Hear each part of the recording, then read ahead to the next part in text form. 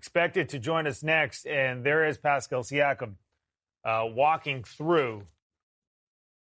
You got that outfit, 3D? There he is. You got that outfit? He's pretty chill. Got on Pacer hat, probably a Spicy P hat. We'll take first question up here in the front. Hey, Pascal. How's it going? Hello. Scott Kamsel from The Score. Obviously, this will be finals appearance number 2 for you. I was curious if you see any similarities between the 2019 Raptors team and the current Pacers team you're on. I feel like I've been asked this question a lot. I think you got to be a great team to get to the finals. I think it's 2 great teams.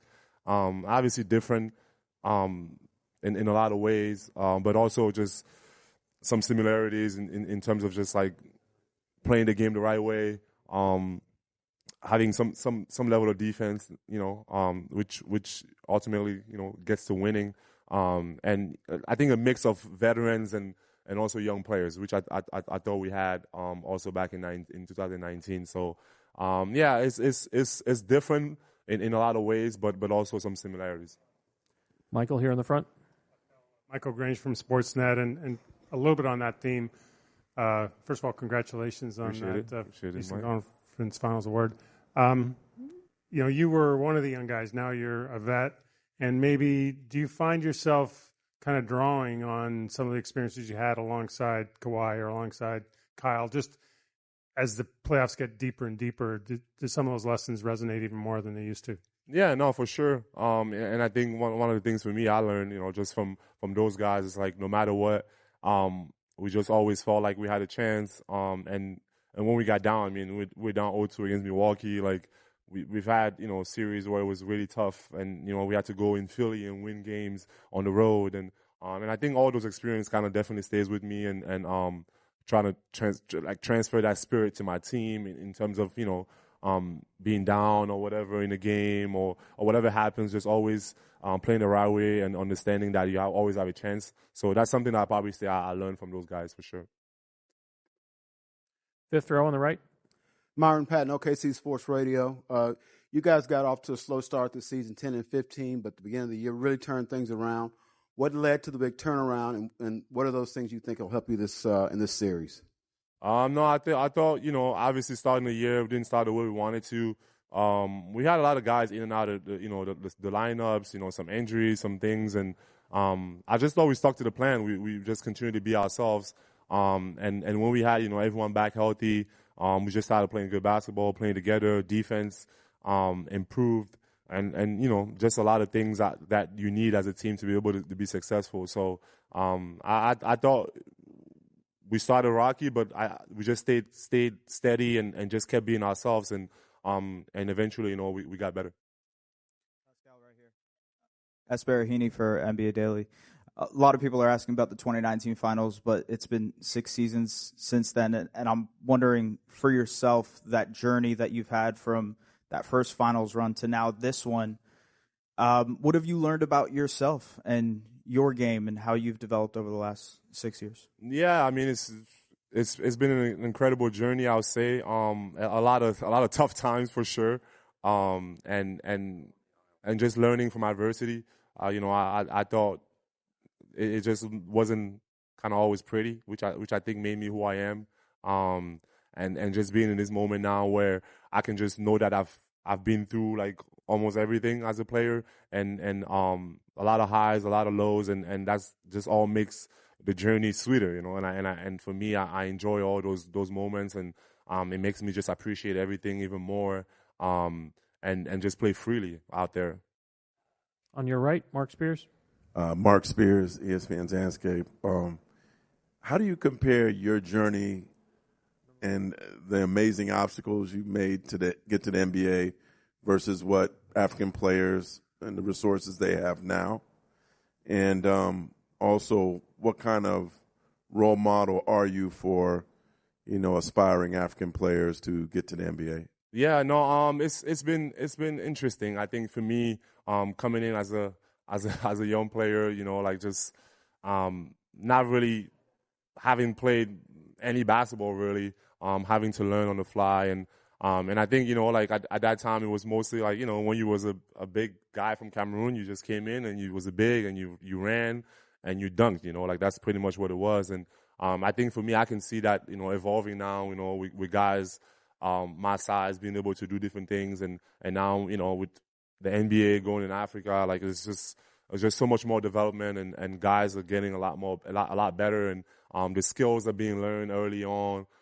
Something that I had to do really late in my career. So it's evolving and I hope, I can be one of those guys that, some young guys can look at and be like, look at his journey and the things that he's able to accomplish and how he did it. And they can take it as an example, like I really don't look at myself like, oh, I'm a role model or anything, but I just feel like, you can look at my journey and be like, man, like he did it and he did it the hard way and there was no shortcuts and someone that gave everything, just worked hard, put his head down, and no matter the obstacles, and he just kept working, and I think that's something I want to tell young players. It's not going to be easy. Nobody's going to give you anything. You're probably going to have less opportunity because you come from where you come from. And as long as you understand, the odds against yourself and that you just go out there, no nonsense, you just work on your game. I think, you can accomplish big things. So I hope that, they can look at my journey and be like, yeah, that's someone that did it that way. Over here on your left, third row. Jamal Collier from ESPN. I got two quick ones for you, Pascal. The first one about your relationship with Tyrese and just how you've seen that grow and develop in the year and a half since you've been here. Yeah. No, it's been great. I said, I remember, when I first got here and, we got on the phone, we talked and there was just like a mutual understanding about just what we want to accomplish. It's all about winning. And for me, I was just kind of excited that we have that same mindset. We just didn't care about nothing else but winning, and I think that's something that draw us to each other and just for me, just being that presence that he can have, someone that he can talk to, that's been in these situations before. And for me as a player, being out there with someone that's selfless and just plays the game the right way, and it feels great. He's a great person to be around and also a great player to play with. And I think that's our relationship has been growing and we definitely have the same mindset. And then just you guys haven't lost back-to-back games since March, and I think Tyrese has said a couple of times that the film sessions in between can get like pretty brutal, pretty honest, sort of pointing out mistakes. Just what are those film sessions like with Rick Carlisle after a loss? Kind of what do you think makes him so good at making adjustments? I mean, I think we just look at ourselves. It's like the film is there; it doesn't lie, right? So you look at it and you see what you can do better, and just being honest about what we need to do to get better. And I'm glad that the guys been able to just turn the page on whatever has happened before and just move on. Last two. It's third row over here on the right and second row. Hey, Pascal. Vince Goodwill, Yahoo Sports. You and the Pacers and the Thunder have the two best records since January 1st, yet the Thunder are a decided favorite in this series. Do you look at them as this historically great team, this huge undertaking and challenge, or do you see this as more of a series that's evenly matched? Like, how do you view this coming in? I think we focus on ourselves. Like, I think, I don't think we expect anyone to pick us. And that's been like that the whole playoffs. It's been like that the whole season. So I think for us, nothing really changes. We just continue to be ourselves, focus on us, and it's always been us against everyone, so it doesn't change. Last one on your right. Alexandre Tournier de RDS. Question en français pour toi, Pascal. Qu'est-ce que ça te fait d'être de retour dans la finale pour la première fois en 6 ans? Et à quel point ton expérience de 2019, justement, va être bénéfique pour toi cette année? Ouais, ça fait très plaisir d'être revenu à ce stage-ci.